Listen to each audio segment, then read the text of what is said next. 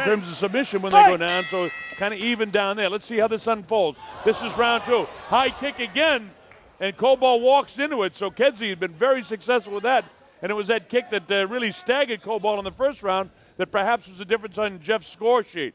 Well, his Kedzie again with her back to the ropes in the clinch and feeling the power of Kobald's knees.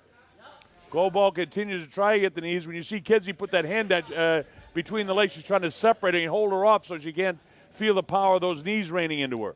Yeah, I knew. I joked with Julie before. Oh, nice foot stomps. You don't feel them tonight, but you feel them tomorrow. It looks good on the judges' cards. As I was saying, I was joking with Julie. I said it's going to be a test of who can out-hug the other one. And that's what it's been so far. But like you said, Jeff, I mean, a lot of fights that stay in the clinch are boring to watch. This one here, this has been like an Olympic gold medal Greco-Roman wrestling match with strikes. These girls are both working hard, burning a lot of calories, and this is as exciting a fight as you're going to see. Yeah, I keep getting the two mixed up because Julie has had lighter hair in the past. Says she wants to go with the new darker look, the bad girl, so to speak. But here they're going to, Carlos will separate them once again. This is where Julie's been successful. And once again, Jeff, she gets off that nice high kick, the front kick, and drives Kobald back, but Kobald comes through it. And once again, they're in the clinch. Now let's see if Kobald can get those knees going again. She does. Catches her in the back of the leg. She'll try to catch her in the inside of the leg. Meanwhile, Kedzie will try to sweep her and take her down. I can see that Kobald's technique is more of a wild, brawling style. It's power-based, whereas Kedzie's technique seems a little bit cleaner. And already I see Kobald's technique starting to deteriorate even a little bit more, perhaps indicative of fatigue. But at the same time, she's still keeping up a phenomenal work rate, and Kedzie better not relax. Remember, in Bodog fight, the women fight exactly the same as the men, 3 5-minute rounds. They have to go all out. Yeah, you can watch men's fights on every Tom, Dick, and Dana show, but Bodog fight is the only one with the women. I mean, we got the best women in the world, and this proves it. Is there a little bit of blood coming from the left eye of Kobald? I can't tell from where I'm seated. Jeff, you have a better shot than that. Yeah, it's looking a little bit swollen. Ah, yeah, that's all. Look at these Muay Thai knees coming in there as they stay in the clinch. And you get the idea anytime that Kedzie wants to change this and sweep her, take it down, that she will. Jeff, why isn't she doing it up all? She just now got an underhook. Kobald maintained control with both underhooks, and Julie's got to get 2 of them in there to kind of switch this around because she obviously cannot outmatch Kobald's strength at this time. And Carlos Diaz has seen enough up against the ropes, drags her to the center. Watch out for the front kick if you're Kelly Kobald.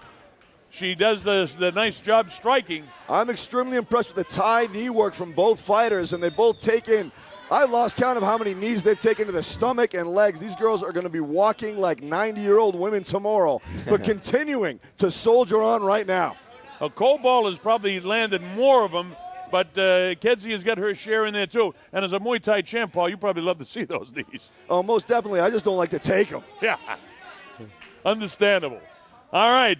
So Kedzie switches around this time, and now she's back with a rope, with her back up against the ropes again as Kelly Kobald puts some pressure on her. Now watch and see if she comes with the knees. And we can see world middleweight champion Trevor Prangley in Kobald's corner telling her to push up on the chin, but perhaps Kobald hearing that too and dropping down to go for a double leg takedown that's unsuccessful. Yeah, when she dropped down, Kobald was met with about 3 or 4 punches solid to the face from Kedzie. Yeah, so she's decided in a hurry. Well, I'm not going with that. And here's Kedzie, takes it down again, and she's on the top position in the closed guard. I'll tell you, that body lock and leg trip has been paying dividends for Kedzie all night long. But again, she has got to watch out. Posturing up is the right thing to do in this situation, but every time she does, she's dealing with the very unique weapon that Kobald's got with those hammer fists. She missed the big left hand and missed it again, does Kedzie. She's got the right idea. Now the back of the hand from Kobald as she blasts in the face. Kedzie finally gets one through. Kelly holds her tight to her so she hasn't got that distance that she'd like to create so she can rain down the terror.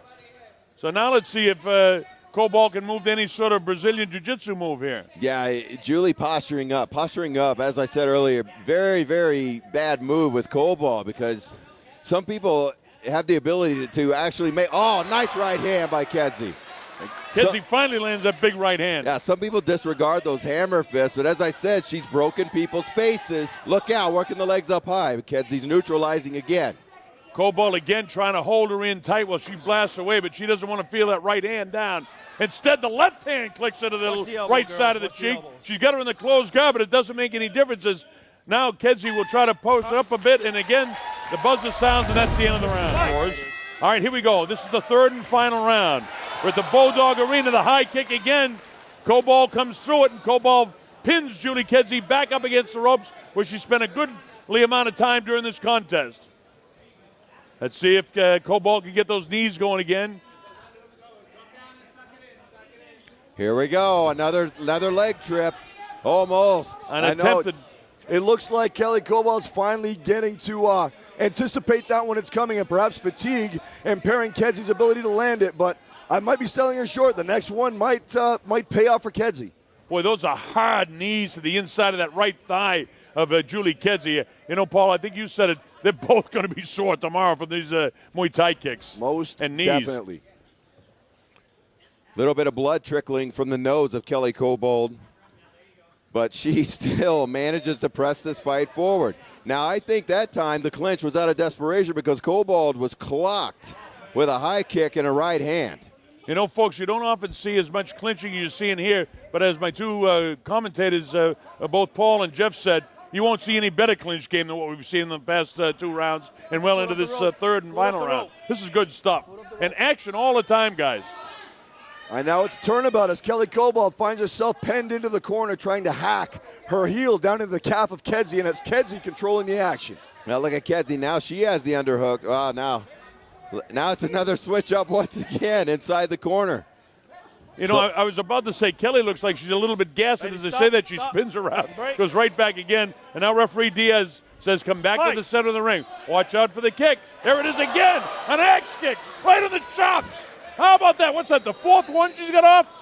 Absolutely. Like I said, Julie Kedzie looking increasingly lethal with those kicks. And as Jeff Osborne alluded to earlier, she is looking like a completely different fighter since joining the Greg Jackson camp. Nice high knee by Julie Kedzie. She didn't get all of it, but I can guarantee you Kobold felt it, and you can hear her expending that energy. Every time Kobold does something, she puts forth so much energy and effort that you can hear it. Well, you can hear her grunting every time she knees.